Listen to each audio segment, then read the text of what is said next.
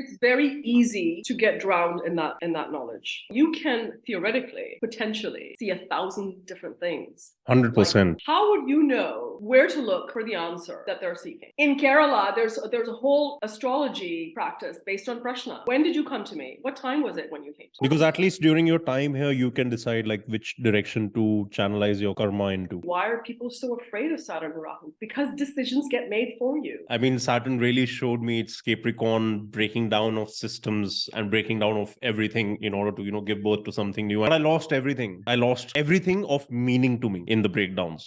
On this last one that we were talking about somebody learning astrology. So if somebody has just intellectual knowledge, is that enough, or does somebody also need to have that gift of intuition a little bit, or well positioned planets around the occultish houses like the 8th, I guess, or the 5th, in which you've got the divine intelligence? It's very easy to get drowned in that knowledge. Okay, like I said before. If you're looking at a chart, think about it practically. Okay, think about it practically. If you're looking at a chart and someone comes to you, and sometimes they're not even sure what they want to know. Sometimes they're not even sure what they want, right? Yeah. And they might ask the standard questions, this, that, the other thing, right? And you're looking at a chart. You can theoretically, potentially see 1,000 different things. 100%. This is happening. Oh my God, this and this and this. How would you know where to look for the answer that they're seeking? How would you know? You can do an intellectual exercise and say, oh, they're like, oh, okay, I want to know what my career is. Okay, let's break it down. Yes. But even within that, let's take career, for example. I want to know when I want to launch my own business, and I want to know when's a good time. Well, how will you know where to look for that answer? There's different ways of analyzing that question, right? You could have learned like 10 different techniques. Are you going to sit there during a 1 hour or 1.5 hour reading, whatever it is, and use all of those 10 different techniques? No, not. You're going to use your intuition to find that answer. And it may not even be in the chart. It may be because of something they said that's given you the clue. True. It may be something in your environment, right? In Kerala, there's a whole astrology practice based on Prashna. When did you come to me? What time was it when you came to me? Okay, that's not even based on your chart. You don't even have to know your date of birth to understand that concept, right? That's again intuition. That's intuition. That's reading signals from your environment. Very important. So you have this question in front of you and this person in front of you. How do you know where to look for the answers? And sometimes if they don't ask the specific question, but you can feel what they're after. This makes me actually relate this to, so I started writing on Telegram and I started this thing over there. So I wrote this one thing, which was that doctors usually like treat the symptoms and a healer solves the cause. And I think that is very relatable over here, even in astrology, that you could use the intellectual knowledge just to like fuck around. That's a good example, actually. That's a good example because the doctor does have all of the technical knowledge, right? I mean, you also have to, well, of course, you would want to go to a doctor who has some level of experience too, right? You wouldn't want to go to a doctor who's just starting out. Perhaps you would want to go to a doctor who's been around 10 years.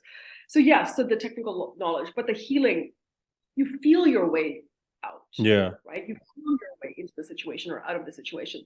And that ability doesn't come without a spiritual practice or a belief in a higher realm. So I'm talking about not just your lifestyle, I'm talking about even in the chart for an astrologer.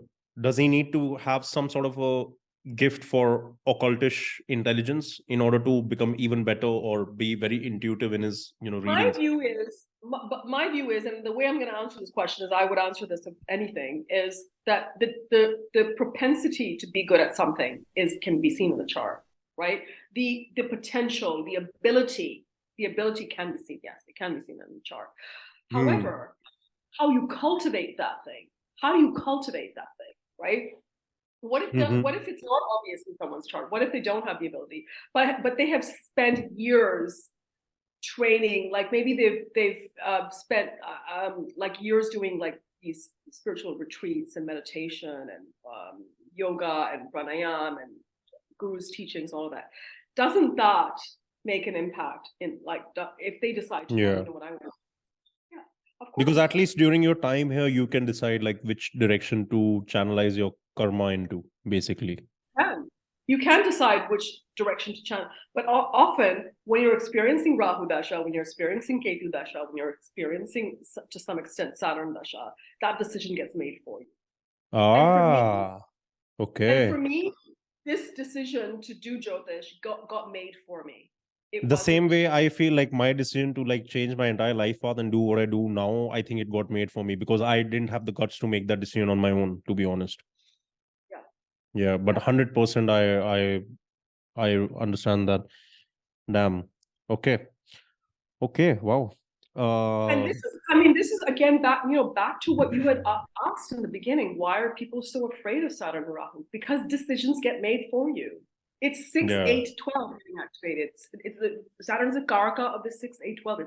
I've got Saturn in the 6th. Well, that's fantastic. No, it's in Capricorn on top of that. So it's because even I'm a Leo. Yeah. So, I mean, Saturn really showed me its Capricorn breaking down of systems and breaking down of everything in order to, give birth to something new. And like, I hope that's what happens in the next 2.5 years. But that's good, right? Listen, you know what I tell But I lost everything. I lost everything of meaning to me in the breakdowns, throughout the past few years. So whatever new is there, like in that, if at least what I personally cherish as what I hold dear to my life, if at least in some way that materializes, then at least I would feel that, okay, at least in the material sense, I maybe didn't get rewarded, but at least there was some justice to my suffering. Right. Because otherwise. But maybe that perspective, what you say, that realization won't come until later. Like you don't know when it will come, but the only thing that we can do is have faith that that's what it is, right? And that's another thing. And this is a conversation that I have with women a lot with the readings about faith. Okay, especially when there's a challenge in the chart with respect to marriage and finding a partner and all that, right? One thing I would say is strengthen faith. Strengthen faith. Strengthening faith is not an easy, simple, overnight process. Bullshit, of course not. Yeah. Years and whatever it is. But it is so important. It is so important because faith is what Jupiter. That's Jupiter. Right? That's Jupiter. So at the end, when we have lost everything, that's the only thing that keeps us going is the hope and the faith, right? Like really, like it's the faith that, you know what, this happened for my best. I have to see that. How can I not see that? Okay, I can't see it right now because my mind is somewhere else. It's disturbed. I'm worried. I'm anxious. I'm whatever it is. But ultimately, somewhere in the back of your mind, you have to uplift that Jupiter. You have to uplift that Jupiter so that faith can make sense of what happened, why it happened, when it happened, how it happened. And then what happens when you make sense of it? You feel peace. You feel peace. That's what, right? And so that's where Jupiter's role comes into play, right? Saturn's done its bit and Rahu's done its bit to shake up your life. But then the knowledge comes and